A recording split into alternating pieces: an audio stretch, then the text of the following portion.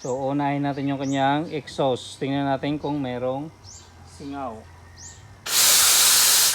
Okay. Then check natin. At see the result. Tingnan nyo. Oh. So anong nangyari?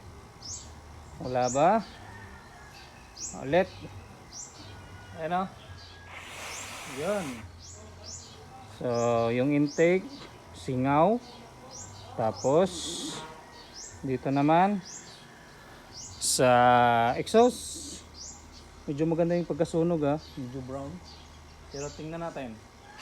Okay. So ayan yung sinasabi ko. Kahit gano'ng kaganda yung pagkatuno at may itim sa paligid yung spark plug, ito yung dahilan, singaw. Okay, yan o. So okay na. So mag-bubble blapping po tayo para mawala yung kanyang singaw. At saka para maging maganda ulit yung kanyang RPM at saka yung kanyang power.